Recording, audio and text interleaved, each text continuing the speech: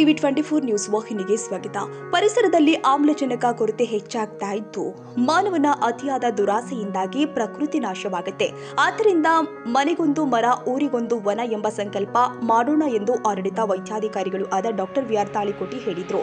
ಯಲಬುರ್ಗಾ ಪಟ್ಟಣದ ಸರ್ಕಾರಿ ಆಯುರ್ವೇದ ಆಸ್ಪತ್ರೆ ಆವರಣದಲ್ಲಿ ವಿಶ್ವ ಪರಿಸರ ದಿನಾಚರಣೆ ನಿಮಿತ್ತವಾಗಿ ಸಸಿ ನೆಟ್ಟು ಮಾತನಾಡಿದ, ಒಂದು ಮರ ಒಂದು ಮಗು ಇದ್ದಂತೆ ಇಂದಿನ ಯುವಕರು ದುಶ್ಚಟಗಳು ಮಾರು ಹೋಗದೆ ಪರಿಸರದ ಸಂರಕ್ಷಣೆಯಲ್ಲಿ ಪಾಲ್ಗೊಳ್ಳಬೇಕು. ನಮ್ಮ ಅಶುದ್ಧ ಕಾರಣವಾದ ಪರಿಸರ ಸಂರಕ್ಷಣೆ ಮಾಡುವುದು ನಮ್ಮೆಲ್ಲರ ಕರ್ತವ್ಯವಾಗಬೇಕು ಎಂದು ಹೇಳಿದರು. ಹಾಗೂ ಇದೇ ಜೂನ್ 21ರಂದು ಜೂನಿಯರ್ ಕಾಲೇಜು ಆವರಣದಲ್ಲಿ ತಾಲೂಕು ಆಡಳಿತ ಹಾಗೂ ಶ್ರೀ ಬಸವಲಿಂಗೇಶ್ವರ ಯೋಗ ಸಮಿತಿ ವತಿಯಿಂದ ಯೋಗ ದಿನಾಚರಣೆ ಹಮ್ಮಿಕೊಳ್ಳಲಾಗುವುದು.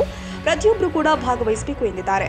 ಇನ್ನೋರ್ವ ವೈದ್ಯಾಧಿಕಾರಿ ಡಾಕ್ಟರ್ ವಿವೇಕ್ ವಾಗ್ಲೆ ಮಾತನಾಡಿ, ನಮ್ಮ ಅಸ್ತಿತ್ವಕ್ಕೆ ಕಾರಣವಾದ ಪರಿಸರ ಸಂರಕ್ಷಣೆ ಮಾಡುವುದು ನಮ್ಮೆಲ್ಲರ ಕರ್ತವ್ಯವಾಗಬೇಕು ಅಂತ ಹೇಳಿದರು. ಪರಿಸರ ನಮ್ಮನ್ನ ಆರೋಗ್ಯವಂತರನ್ನಾಗಿ ಮಾಡುವುದೇ ಪರಿಸರ. ಇದರ ನಿಮಿತ್ತವಾಗಿ ತಾವು ಪ್ರತಿಯೊಬ್ಬರು ಕೂಡ ಸಸಿಗಳನ್ನು ನೆಟ್ಟು ಪರಿಸರವನ್ನು ಉಳಿಸೋಣ ಎಂದಿದ್ದಾರೆ.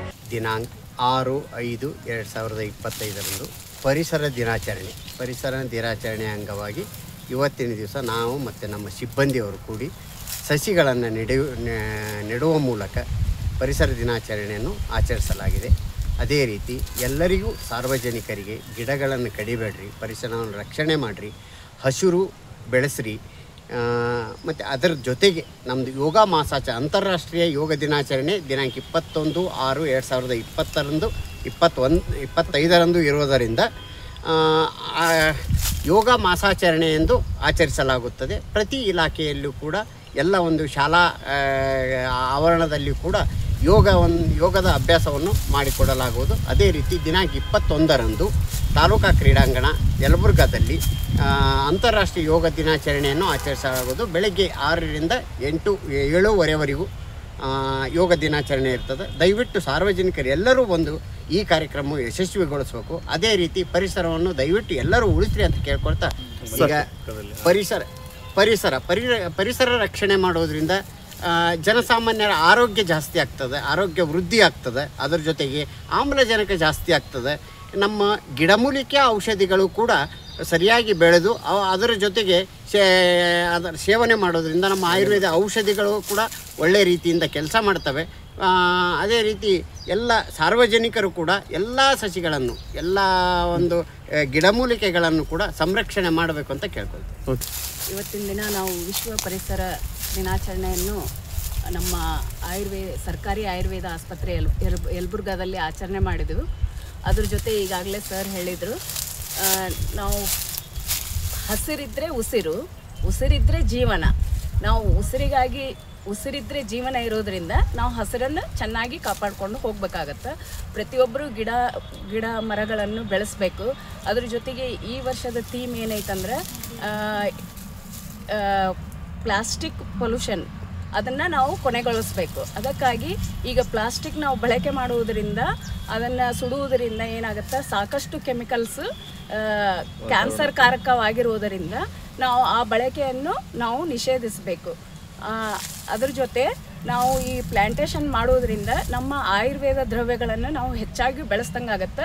ಇದನ್ನು ನಾವು ಔಷಧಿ ರೂಪದಲ್ಲಿ ಬಳಸುವುದರಿಂದ ನಾವು ಸಾಮಾನ್ಯ ಜನರ ಆರೋಗ್ಯವನ್ನು ಕೂಡ ಕಾಪಾಡ್ದಂಗಾಗತ್ತೆ. ಅದಕ್ಕೆ ಈ ಪರಿಸರ ದಿನಾಚರಣೆಯನ್ನು ಹೆಚ್ಚು ಗಿಡವನ್ನು ನೆಡುವುದರ ಮೂಲಕ ನಾವು ಆಚರಣೆ ಮಾಡೋಣ.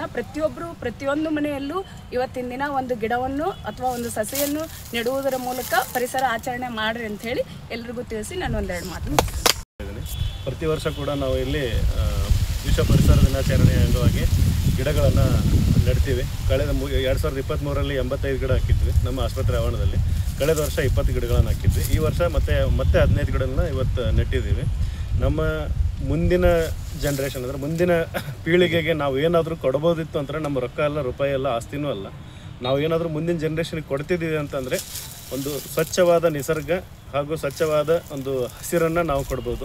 ಇವಂಥ ಹಸಿರು ಇರುವಂಥ ನಾವು ಒಂದು ಪೃಥ್ವಿಯನ್ನು ನಮ್ಮ ಮುಂದಿನ ಜನ್ರೇಷನ್ಗೆ ನಾವು ಕೊಟ್ಟಿವಿ ಅಂದರೆ ಅದಕ್ಕಿಂತ ದೊಡ್ಡ ಗಿಫ್ಟ್ ಬೇರೆ ಯಾವುದೂ ಇಲ್ಲ. ನಾವು ಏನಾದರೂ ಕೊಡಬೇಕು ಅಂತ ಆಯ್ತಂದರೆ ಮುಂದಿನ ಪೀಳಿಗೆಗೆ ಒಂದು ಸ್ವಚ್ಛವಾದ ವಾತಾವರಣವನ್ನು ಕೊಡೋಣ ಹಾಗೂ ಹೆಚ್ಚು ಸಸಿಗಳನ್ನು ನೆಡೋಣ.